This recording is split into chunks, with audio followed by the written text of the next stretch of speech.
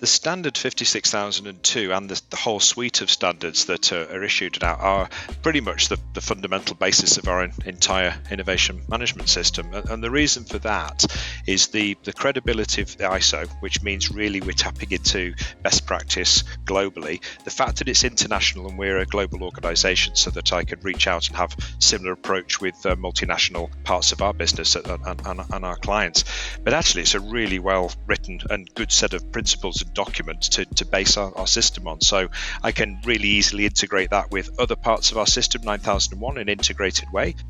It's got buy-in from my colleagues. As soon as I say that we're using the ISO as the basis, it's pretty difficult for people to argue with me on why wouldn't you use it. You are listening to The Standard Show, the podcast that brings you the stories behind the standards, with Matthew Childs and Cindy Parakill. Hello, my name is Matthew Childs and I am with Cindy Parakill. Hey Cindy Parakill, how are you? Well, as always these days, trying to take the bull by the horns. How about you?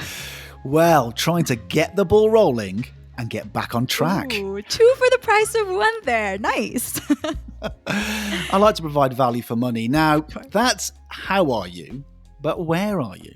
Well, I'm back in Geneva now. Finally, but okay, so where have you been this time? I was in Abu Dhabi for the 13th WTO Ministerial Conference. Out there spreading the standards gospel in your normal way? As usual. Yep, just doing my usual thing. But this time talking about the role of standards and conformity assessment to facilitate trade. Very good. And where are you, Matthew Charles? Well, not Abu Dhabi, not Geneva. No, it's still hold up in southeast London. That's where beautiful southeast London. Exactly, I should say that. Beautiful. It's not bad today. Now, I should say before we get carried away, welcome to The Standards Show, the podcast that brings you the stories behind the standards. And the voice you heard at the top of the episode was that of John Rains from global engineering management and development company Mott MacDonald, talking about innovation management, the subject of this episode, and more specifically, talking about the international standard ISO 56002, guidance for the establishment, implementation, maintenance, and continual improvement of an innovation management system. And Cindy, we're managing our own little innovation ourselves here too, aren't we? Because I didn't do this interview and you didn't do this interview. That's right. So on this occasion, we thought that we would hand over the interviewing reins to someone else. And that someone else is innovation management expert and standards maker, Victoria Milne. Victoria has been on the podcast before. Matthew spoke to her on episode 103, all about innovation, standards, and SMEs. Check it out on the feed. But this time, she has swapped seats from guest to interviewer. She has, and in a really nice and wide-ranging conversation, Victoria spoke to John all about innovation management at Mott MacDonald and their experiences of using ISO 56002. Before we hear the conversation between them, a reminder that you can rate, review, and subscribe to The Standard Show wherever you get your podcasts. And you can get in touch and find and follow us on social media too. All the details are in the show notes. So with more than 20 years experience in innovation, strategy, design, branding, advertising and marketing, Victoria Milne leads Tenshi Consulting, an innovation management consultancy. She is also a standards maker, developing standards in design and innovation management, including the ISO 56000 series, international standards for innovation management. And with extensive experience in digital innovation, corporate venture capital, and utilities project delivery, John Rains is innovation manager at Mott MacDonald. And John is a standards maker too, working alongside Victoria on the ISO 56000 series. And as this is the Standard Show, we made sure that Victoria asked John to tell us all about his standards journey. Mott MacDonald runs what it calls the Milne Awards, which is a nice coincidence. Victoria started by asking John about the awards and the company's overall approach to innovation. The company has continued to be innovative from day one, which is 100 years ago. Actually, there's a little story from Marconi, who invented the radio, who actually was introduced to one of our directors about 100 years ago to say, there's this really bright Italian guy, would you mentor him? And actually, one of our directors, early days, mentored Marconi and helped him develop his power business and the electronics, and actually that turned and was associated with our early power unit. So really from day one, really involved in latest technology and all of the aspects around that as well. Way before I got involved, the company has developed and invented all kinds of things. So tunnel boring machine in construction was invented by my colleague, Mr. Bartlett, in the 80s. And then more recently, we've really tried to systemize innovation so that we can continue to produce that on all of our projects as is required these days. So on the Milne Awards, and it's great when we met, it was fantastic having a discussion, and we have lots of discussions of course. But Mr. Milne was Don Milne, who's electronic engineer in the 80s and 90s, and actually invented all kinds of different systems. And so in his honor, we have an annual Milne Innovation Award, which I run, which we invite colleagues to submit their best innovations, and we have a global competition. Actually, we give a fairly substantial prize, and there's a real award, still is a physical thing that we hand over, which is good these days, and that celebrates and recognizes innovation and keeps that momentum going on, recognizing individuals and the teams that are actually produce these wonderful innovations. The ones actually was about this year was around digital type of things, but in the past it's been about commissioning water pipelines with very limited water and all kinds of things around that. So so that's the award, and maybe we'll come to it later. But more recently, we've been looking to systemize, as I mentioned, and actually start to use the international standards and bring in into our integrated management systems a more sustainable approach to innovation to support consistency, but still with that adaptability and flexibility. Excellent. So kind of take us to when you kind of got to that point to decide, okay, we actually need to get a system here. And, what was going on, kind of in your head, and what led to that point to start this journey to look at a systems approach? Yeah, I guess for me, I've been in the company for about 15 years now, something like that. And I have the great pleasure of working in projects all around the world and meeting colleagues from all around the world. And it struck me that we have hundreds, if not thousands, of ideas, which are fantastic. Of course, we can't develop them all, but who decides? And do we just let the internal market decide, or the projects, or whatever? And I actually had a chat with our now MD, Kathy Travers, who I just saw yesterday, actually. And I had a chat saying, we've got thousands of fantastic ideas. We need a bit more of an approach to recognize and choose the best ones. And she's basically, as leadership in the company, said, get on with it. Don't, stop complaining or something. What are you going to do about it? I agree. And so she gave me permission to take the lead in that, which I have done. To look at that. So I sort of did a little bit of research first and said, define the problem. What are we actually trying to do here? It's not that straightforward, and the cultural piece, and ended up on a course on innovation management, actually in Germany, where I discovered the international standard, which was being written and drafted in 2018 at the time, and discovered it and yourself and the wonderful team that's developing the standards, and say, this is exactly what I need to have that structured approach. So I basically downloaded the draft of that, and said, okay, I need an innovation strategy. I need a systemic approach. I need to have a look at this, and started to craft our international approach on our version 1 of our international strategy. So that's really the backstory to it. And at the time, you were looking at other approaches out there. I presume you spread your net quite widely. What was it about the standard that kind of made it, stand out above the others? What was it that maybe just piqued your curiosity about it? Yeah, I think probably the rigor and credibility of clearly the people who were writing it, and the fact that it was integratable with our existing management systems.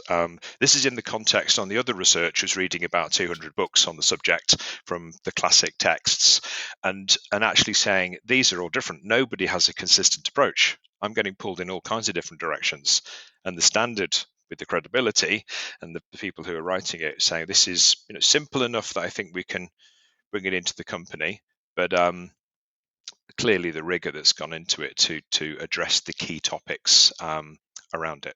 Well, it's great to hear that you finally settled on the standard.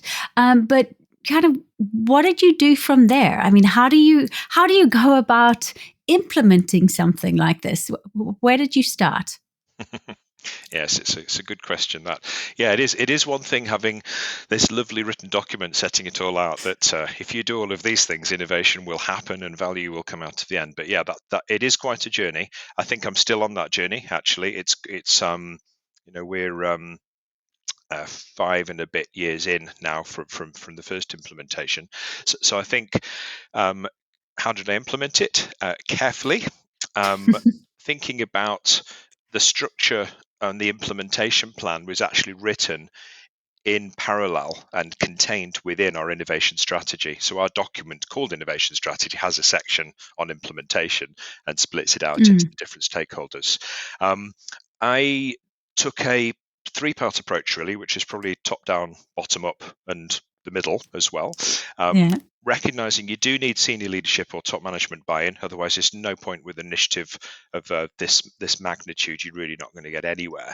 So I had the benefit of having a discussion with our MD, who said just get on with it. So I had my air cover and my sponsorship. I think the company's already recognizing that innovation is of value, so I didn't have too much trouble on the innovation side of things. It was more, really a management standard, isn't that going to stifle it, take the fun out of it, and be rigid? So a lot of work with the top management to sort of shape why it would be of value. So how exactly did you do that? Because that's often the thing that people their natural response to it is this going to stifle innovation and creativity? Yeah. So I mean, through discussion with the top management, my personal discussion with our exec team, and actually the presentation of a paper to one of our committees to actually present it, having discussed it offline and in corridors, and this is what I'm thinking of doing, and taking on board those challenges, ended up with a formal presentation by me to our policy committee, as it's called, to say, I'm proposing to that. I'm recommending that we embark on this journey. Do you agree? And so that really take a decision point with everyone around the table, having discussed, and they're a strong team. They gave me some great ideas and just shaped that approach. I have to say that's the top down. The bottom up, really real quickly, was our graduates and things. No problem at all. Like innovation, yes. Where do I sign up? There's never a problem there. But the middle side of the company, and again maybe come to it later, that was a particular focus area because that set of people have a really tough job, from having to innovate and deliver, to explore and exploit at the same time. And so I spent quite a long time just talking to them about what their needs were as well. And tell us a little bit more about the process of winning them over. So how have you found, as you've implemented it, has there been a mind shift? Do you see that change happening, or is it kind of a hard fought battle each step of the way? I think, it's a few aspects of doing that. I think genuinely listening to the feedback, listening with a quiet mind, with obvious integrity and intent to absorb the feedback and bring it into your thinking, as opposed to just listen and whatever, but this is what I'm doing. So I think that was crucial. But even before that stage, I would go back to the terminology of what innovation is, and it was very clear. And I was surprised that innovation meant 100 different things to different people, and we're talking different languages here, different countries as well. So it's inevitable. So I think the classic of, is it beyond the R&D? You've got R&D and then innovation, and actually say no. we're saying innovation is intent to value, and actually our definition is the application of new ideas to realize value. So we're saying it's full end to end. And actually, that was my early struggles to say, no, I really think we should define it as full end to end. And other people were saying, no, we've got R&D and we've got this bit. So shaping it and getting it, not exact agreement everywhere, but getting enough momentum and tipping point to see how we're defining it. The other thing that really helped was branding. And I spent a long time on taking the framework diagram. I wanted a brand image for people to actually associate and hook onto. And probably spent about 3 or 4 months actually designing with some subtle wording and some graphics and trying to say it's systemic but agile and iterative, and it isn't a linear process, and trying to get those images in, but to a very, very simple image, which turns out to the way we've done that, and stick with it for at least 3 years, which we've managed to do. And having the conversation around the terminology and the listening, and having something on the screen to say, this is the thing that we're talking about as an icon that people could do. I think that helped a lot. And now we have the language which we brought into the company that's now stuck very well. And my boss at the time said, when you've got some momentum, it's going to stick, because people start replaying the language you say back to them, which is hard, because then rather than saying, we did that, it just keep still and that's interesting and having a look. But that happened after about a year or so. Yes, it's a great indicator of the culture shift, that change, when you start to hear that language being played back to you. And you also mentioned that your new graduates in the kind of program that you have, you especially involved those members of staff. Tell us a little bit about getting them involved.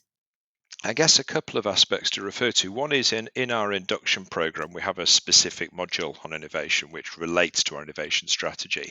And that's a whole half day in physical workshop around that. So that helps and inducts people into the way of thinking, if you like. So that's really helpful on the language. But in the actual operational system of our innovation process, we decided pretty early on that we wanted the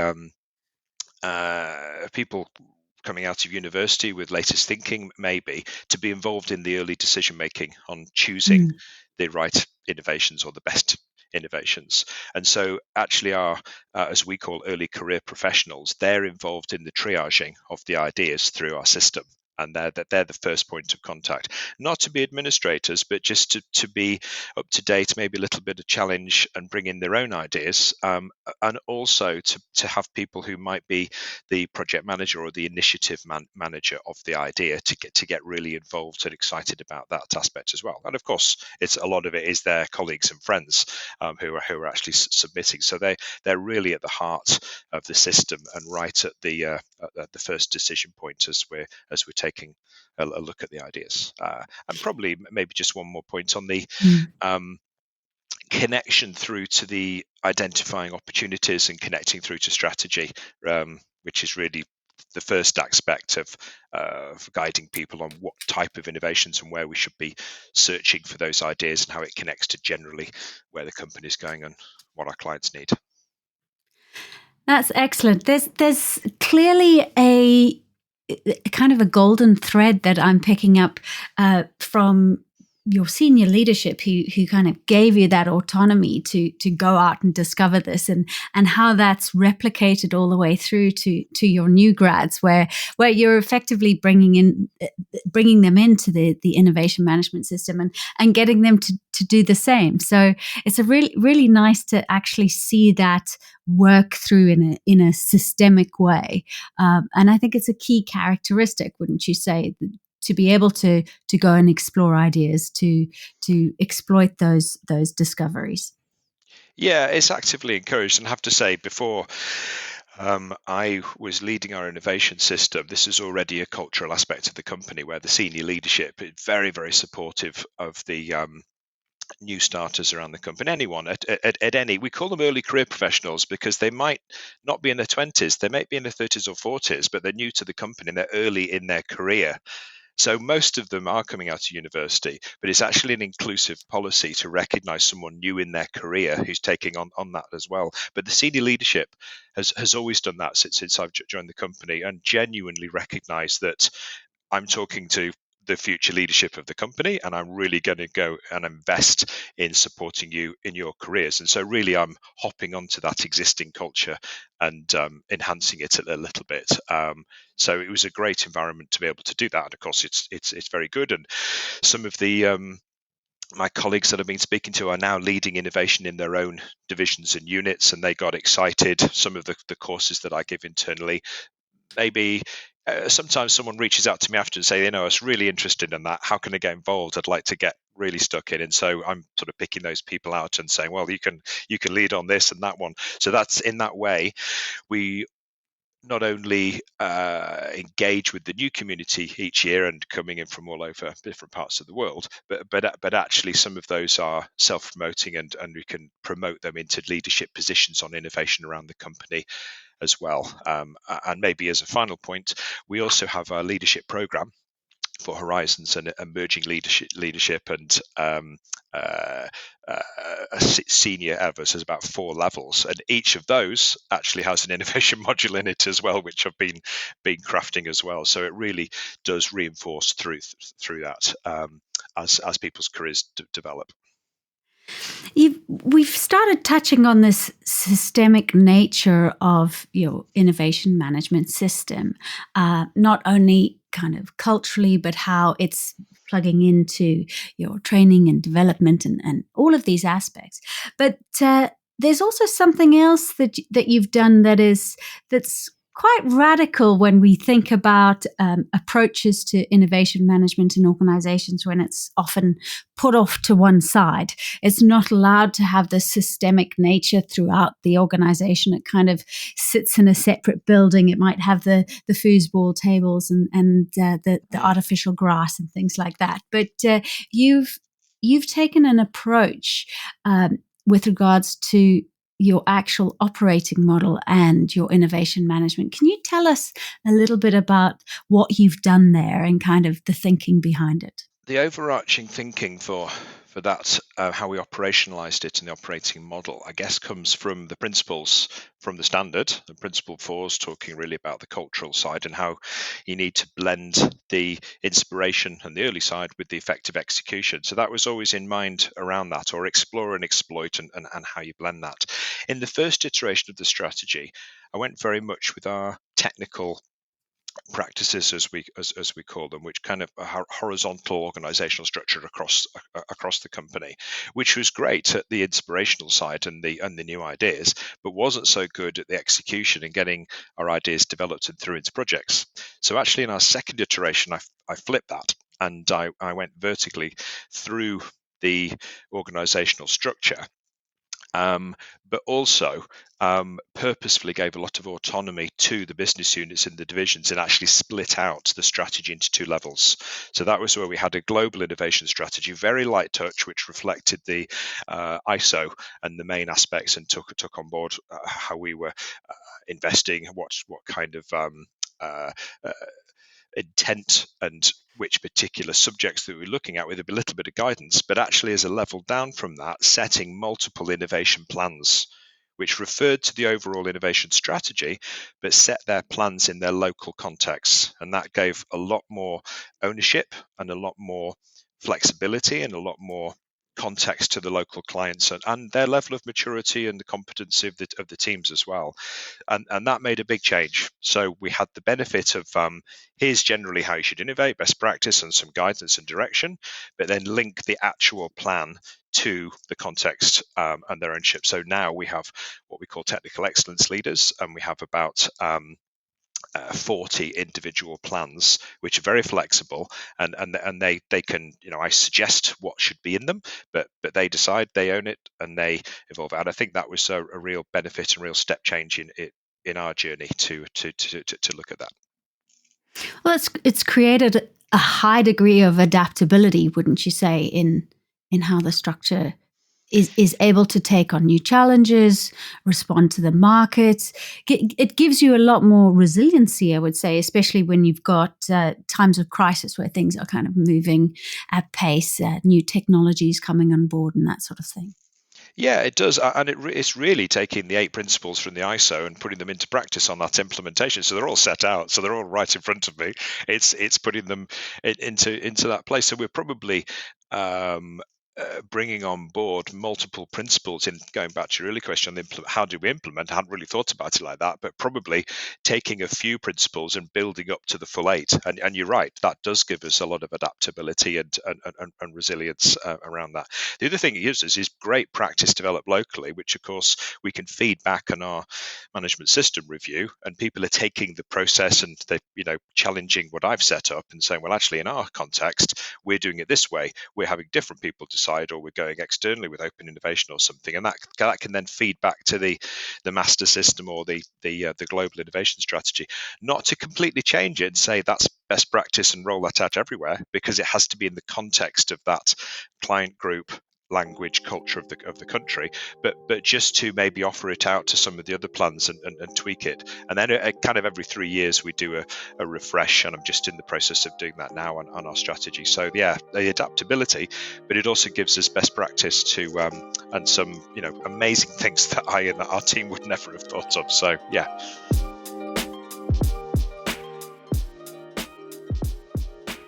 Do you want to help make people's lives easier, safer, and more enjoyable? Well, why not become a standards maker and have your say on the development of standards? Standards affect all of us every day, wherever we go, whatever we do. By defining good practice, they help people and organizations to do things better. Each year, standards bodies publish thousands of standards, and we are looking for more people like you to join our community of standards makers. We welcome applicants from all fields, backgrounds, and career stages. Our goal is a simple one: to have a balance of views around the table.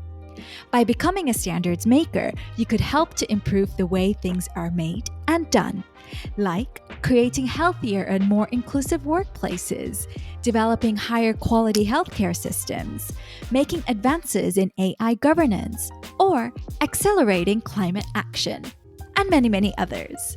So, if you want to make a difference and shape the world through standards, start your standards making journey now. Details of how to do so are in the show notes. The interesting aspect for me is just how close to the coalface you've put innovation. How has that worked, and how have you found response from clients? Are you speaking to clients about your innovation management system, because it's right there? What's really happening in that moment?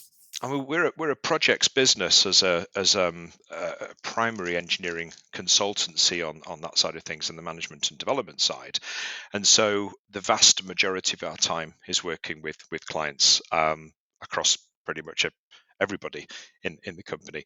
So that's our clients' needs. Significantly affect those innovation plans and what they're wanting to do. So yes, we're working hand in hand. There's a variety. We work on joint ventures for 5 or 10-year programs, and with those type of projects, maybe with energy or water companies, there are specific plans that they want us to work with, and those are done in collaboration on specific subjects, maybe for sustainability or environmental benefit or pollution control, that type of thing. There are other areas, and in the first strategy, I specifically added the action to set up an innovation advisory group to work with our clients and actually take on board some of our learning and maybe offer that out to our clients to say, well, here's our learnings, maybe it can help you as well. But the other reason for doing that is to make sure that the innovation strategy and the operationalization of that had a revenue and an income, and was not seen completely as an overhead to protect it, and actually we'll test the value. So that was a purposeful choice, not just for revenue, but actually there's a feedback loop between that external advice and how we bring that in. But I think overall the element that where we work closely with the client is probably in the search areas, or the intent and the actual challenges and problems and opportunity, the shaping of those. They tend to be our clients' problems that we are bringing on board into our plans, and then trying to solve those problems through our projects as well. So it's that intent area. And we're running roundtables in various parts of the world, trying to ask what is the specifics of the problems you're trying to solve, and how can we work with you to solve those as well, including the language, and shaping the language in our clients in the way that they would like it to be described as well. It's really powerful, the fact that you've placed innovation right at that point where it does need to answer for itself. It has to produce value. It's not a separate cost center, as you've said, but you want to see it perform. And I think that that's one of the unique characteristics of your implementation that make it stand out. And it's really interesting to start to see. And I have to tell our listeners that I've been very fortunate to be able to research Mott MacDonald and to spend some time with John and his team to see just how this has all come about. But what I want to talk about now is some of the impact that you've actually seen. Early days. It's early days. Like you've said, you've had only 2 iterations of your strategy. But tell us a little bit about some of the impact that you're seeing. And when I say impact, we're probably talking more about kind of early stage outcomes and output. But what have you seen? Yeah, I think and our team, I have to say, enjoys working with you as well in all of the interview, because it makes us think, and all of the questioning on the side of that, blending the art and the science of it. So thanks. I guess I would split it into 3 areas, and it's important to keep these 3 areas in mind when we're talking about the benefits and through to outputs, outcomes, and ultimately impact, which is the benefits to our own company, then the benefits to clients, and then the benefits to society, right through to the SDGs with my little badge here. And having that in mind, if the best innovations for us will actually produce an impact to all 3. So we can make a reasonable return, which is fine. We're a business. It's okay to make a reasonable profit. Our clients can be happy, typically on maybe an increase in productivity or some step change benefit, and then through, and given that many of our clients are public bodies as well, that should and often does impact right through to societal change or environmental benefits as well. So those are the 3 areas that we try and approach. I think tangible things that we've actually done would be the starting of completely new services and new business models. So, for example, we have a new digital platform called Moata, which is a completely new business model where our engineering expertise has been taken and encoded into some applications, and those are available for our clients to actually do some engineering design. For example, the automatic design and carbon footprinting of a linear structure like a pipeline, where you can literally click on one side and another, and it will route the pipeline in the best way around the environmental constraints. All of the hydraulics and engineering aspects are included, and within seconds it will give you a first aspect. So we have tens of applications around that, and that's on a SaaS model, software as a service. So that's a completely new business stream which we've set up from a few years ago. There are probably too many services that I don't even know about all of them. There's that many. So tens of services around the world that have been set up on new ways. Social outcomes springs to mind. So this is a completely new way of identifying the social impact of some project or a similar aspect, and actually what the impact is on the local community, and how we can improve that. And then I guess, ultimately, we're doing well commercially as a company. I won't go into the details of it, but we continue to do well and grow as a business. I can't say that's down to our innovation strategy, but it certainly hasn't done our company any harm as we adapt to the new technologies and some of the things that are around there, like the information age and AI, and things as well. So maybe as a final example, we're running a pilot with a large software company at the moment on AI, which we have hundreds of people working on that to adapt our ways of working. And actually, how do you work with a cobot? So what is the persona of an online AI system which we're using? How do you ask them the right questions? How do you treat them as a colleague? Should you treat them with respect? There's some real ethical questions around a new type of colleague which we're now working with right now, and how do you do that? And we're using our innovation management system to work through our program of projects which is associated with that as well. So I guess the impact is I'd like to think we have a small but tangible impact through to the SDGs. We have a lot of colleagues who care a lot about that, particularly poverty, education of girls in Africa, and water supply. There are projects we're working on that we get paid for through our clients that have an impact to the world. Our clients are coming back to us on the innovation projects, which is good, and our wider ones, and we're making a reasonable profit off the back of it. So yeah, so it's a sustainable part, the internal and the external part of that. And internally, you're seeing a shift in kind of how people approach coming up with ideas and innovating. Are you seeing an uplift in the number of ideas? What's kind of happening there? Are you getting more ideas, better quality? What would you say is happening with that aspect of your innovation management? Yeah, so we've had the benefit of running a system, a digital system on the ideas for about 5 years consistently now. So I've got a pretty good set of data, and we broadly have either somewhere a 50 to 100% increase in number of ideas year on year. So I think last year it was probably a doubling. So definitely a consistent increase of ideas coming into the system. And the way I measure that is actually the ones that go past the first gateway. So it's not just general ideas anyone can put anything on. It's actually ones that are being incubated and real innovation initiatives having been sparked. So yes, we've got an increase in ideas. The quality one is a difficult one to measure, but my subjective measure on that is yes, again we have more higher quality ones and more investment going into that.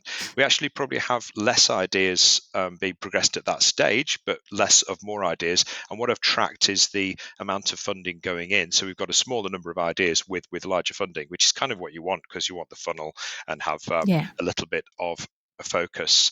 I've seen you'd like to think the system works all the time to choose the best ideas. What actually happens is there's they build up, and then there's a little bit of a review of multiple ideas. And I've seen step changes in the innovation portfolio where people are clearly making decisions and maybe pausing 50 or 60 in a portfolio around that. So yes, definitely an increase in both. I would say it's a little bit difficult to measure, but broadly, yes. Oh, wonderful! That's great to hear. And having spoken to some of your colleagues who are working on your innovation management system standard, it's been incredible to see just how quickly the change has taken place. We mentioned language earlier, but that change in their use of language and in their uptake of how the system works and understanding the system and applying it. So I think really some great impacts and some great results. But if you look back, hindsight being 2020, are there any things you would do differently? Are there any things that you go, oh, that was a mistake, and I wish we hadn't done that? Yeah, probably quite a few, I would say. I think one of the things that I didn't consider enough was the timing of implementing a very large initiative and valuable one in parallel when other initiatives were going on around the world in different countries, and my own awareness of doing that rather than sort of driving something in and just trying harder. So I think a little bit more style and flexibility in the timing throughout the right year and the right parts of the year in our corporate cycle, I think would have been a little bit better rather than just pushing hard. The other part is that I wish I'd gone to strategy 2 first, which is our distributed model of the operating, which we've touched on before, which is having that local ownership. I don't know whether we could have done that with, say, hey, can you do a load of plans, everybody? And maybe you had to go through a natural cycle of a centralized approach first and getting some language before you delegate that out. But I'll never know. And I think probably knowing when to stop pushing. So, not everywhere in the business is adopting this. I don't want to give the impression that it's completely successful globally and everyone's doing everything. There are some pockets of colleagues who just say, hey, we're not ready for this. This is, we're not up for doing that, our part of the business. Yes, of course, we're innovating, but we don't really want to take on this additional approach. And I probably could have just backed off a little bit earlier and just say, hey, I'll come back in a year or so, rather than spending too much effort trying to convince people a little bit more. So maybe more listening, as I talked about before, and just realizing that wasn't going with the flow of where the emphasis and where there was some engagement and buy-in, and putting more effort into that area and less effort onto the other areas. I have to say they're all pretty much on board now, but it was the way that you do that, and dealing with individuals and respecting their particular jobs and their perception of what you're talking about. There are as I say, different cultures around the world, and even in the same country, of course, we have different aspects of the culture. So navigating through that and the political side of persuading people, but then listening very carefully and adapting to that. Probably those that's the main things. Yeah, I think it's an important point to bear that in mind when implementing, is that there are sensitivities, and you do have to take those into account, because we're asking a lot of a workforce who generally have been trained to produce efficiently and not necessarily purely originally, which usually is a little less efficient, and so it does ask for that behavior change and some vulnerability from those who are now taking this on and working in new ways. So it's an important point, but it's very difficult to get right and drive through the change at the same time. So that sensitivity is key. But knowing you and having spoken to people, I think in the main you've got it right there. I also wanted to ask you, not everybody is a Mott MacDonald. And so there'll be people listening to this podcast, and they might be a small or medium-sized enterprise. They might be much smaller, and they're going, well, this all sounds great from Mott MacDonald, but how could I make this work for me? And what kind of advice would you have for a smaller business who would be really interested in seeing some of the effects of having a good innovation management system in their business? Yeah, I think the advice really would be to start with the principles, the 8 principles, and see which ones resonate with you and your leadership team, and pick 1 or 2 and work from there outwards. So, for example, I talked about execution and exploitation. Exploring and exploiting as well. What would be the balance like in the company for a startup or a scale up? Then there's a lot of exploring and less exploiting. But what kind of transfer would you want to do that, and how would you retain that culture so as the business is successful and grows, you don't lose that exploration side, which is the key part.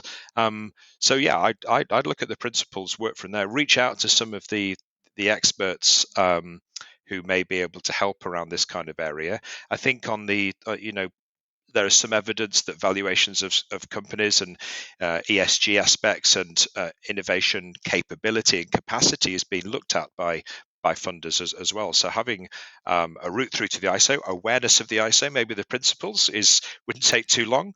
Probably a good thing to say to people who are interested in investing in the company as well, maybe.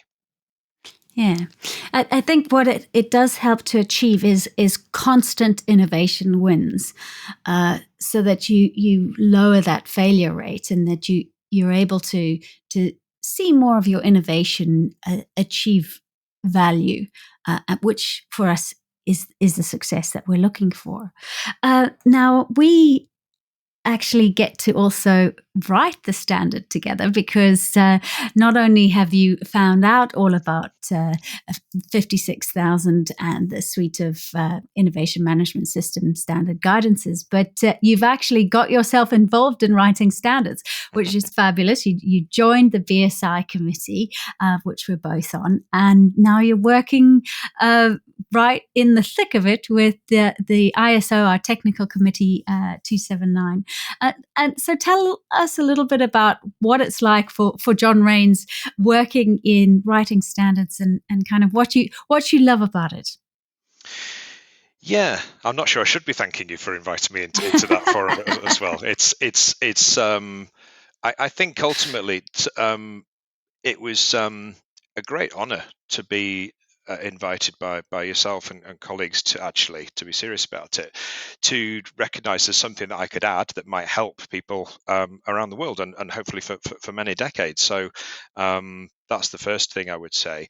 I guess it's a combination of a great responsibility to get it right, and it could be quite impactful, but extremely challenging at the same time, through understanding multiple perspectives from different countries at the same time.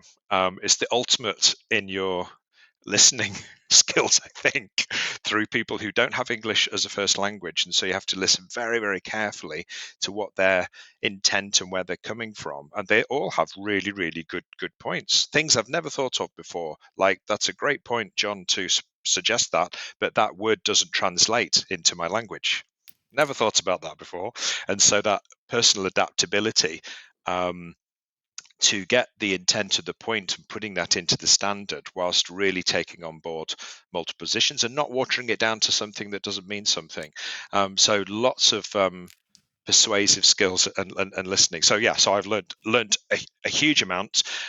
Made a few new friends around the world as well. Learned that there's a lot of people really wanting to do good in the world, which is tremendously heartwarming, actually, to see the intent of the people who genuinely want to make a little bit of difference around this, particularly in the circumstances in the world at the moment as well, and sort of coming together from multiple countries. So my feeling is a responsibility. I'm very happy to try and give back something of the learning, but then thinking about our company is pretty unique. It won't always apply my learning, and how do you translate that into the context of different companies, to your questions on startups or different areas as well. So very pleased to be involved, and there's a lot of work to do, and invite our listeners here maybe to contact and get involved and comment on how shape the documentation and the standards to add value for businesses, because it really has to be a cohort of multiple people and ultimately our customers to the standards, really.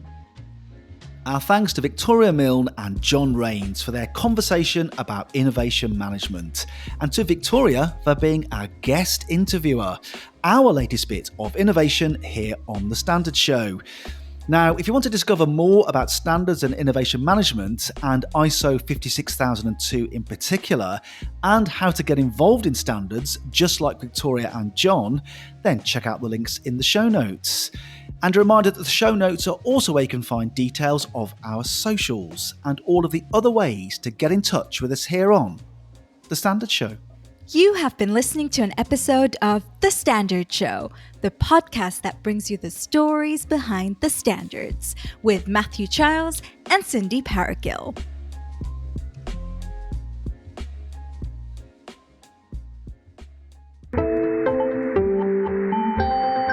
You just heard a Stripped Media production.